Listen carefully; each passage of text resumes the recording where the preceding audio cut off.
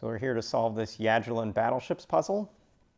It's a puzzle example from the latest book from Serkan Yürekli, and it's a variation of a style I first put on my blog in 2009, and never felt it would become a book, but it is an interesting combination of a loop puzzle style we really like Yajilin, and a object placement puzzle and battleships that combine in curious ways. And one thing to say about Serkan's book is it really brings a lot of logic I hadn't anticipated to be possible in the style to the front, but you'll have to trust me until you take a chance to see it. So let's start working just through this example and show you some of the things that can arise in Yajilin battleships. One of the things that's true in any Yajilin is the geography of the grid can limit certain spaces from being able to be where the loop comes in. Any cell that has just one entrance or exit, you typically need to make a black square in a Yajilin puzzle because the loop can't enter these cells. And Yajilin battleships, this is also the case, where we know that these cells will have to be part of ships. And whenever we mark a ship, we can mark the diagonally adjacent cells as part of the loop by putting dots in them. In this case, I see when I mark the upper left corner, I actually complete this Yajilin clue. So I can mark the turning points of the loop there.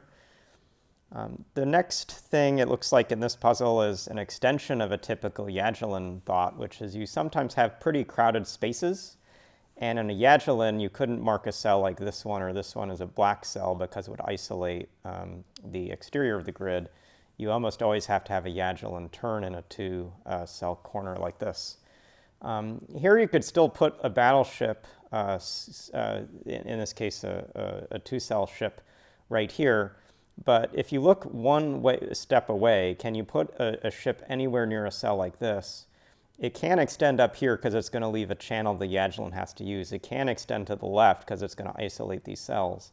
It's not that these cells right on the edge can't be part of a battleship ship of some size, but these cells that are one away from an edge are actually not part of ships. Any time you make one or both of these cells as ships, you're going to cause issues with the corner.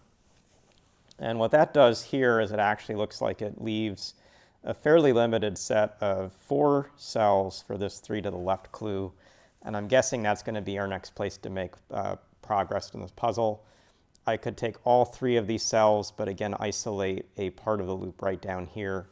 So this cell must be somehow part of the loop. That's going to force this as some of the shape. I've got 2 more cells to complete this clue. That's going to be part of this 2-cell ship. Just putting necessary things around the ship gets us to here. This 4 down now has exactly 4 cells left to it, so our large battleship goes right in that space, and the loop segments continue to flow around, and we're going to form some results like this. We now have a case where we've got a little bit of isolated loop on this side of the grid. We can't have these ends come together, so we're going to have the loop channel up and out separated from itself, so loop logic comes back in play. We're going to get back to where we've got some battleships type logic here. We actually have placed 3 small ships. We can mark those off. We've placed 2 2-unit ships and the largest ship.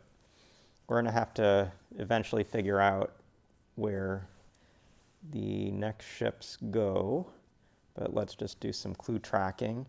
We've got a 2 clue here that's going to put 1 more ship over in this space, and we've got this 3 we're going to have to track. And one thing about this 3 I see straight away is if you took this ship and this ship, you'd isolate the cell. So it is the case that we have to take at least this top space.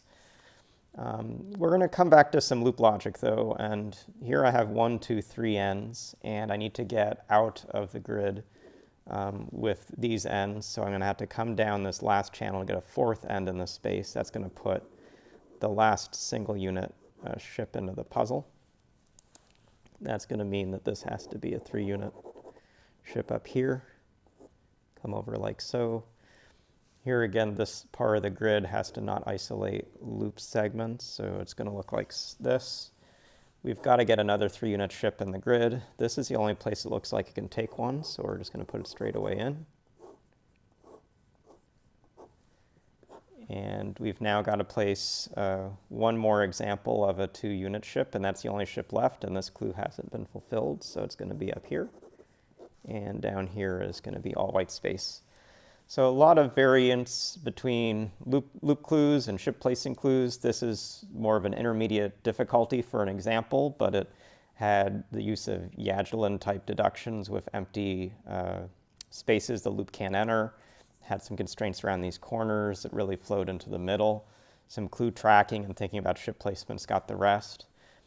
This is one of many, but of the 50 or so puzzles in the book, a lot of really creative and even more fun puzzles in this example. But hope you got a little bit of a sense of what Yajilin Battleships is like, and if you're interested to try more, please purchase the book.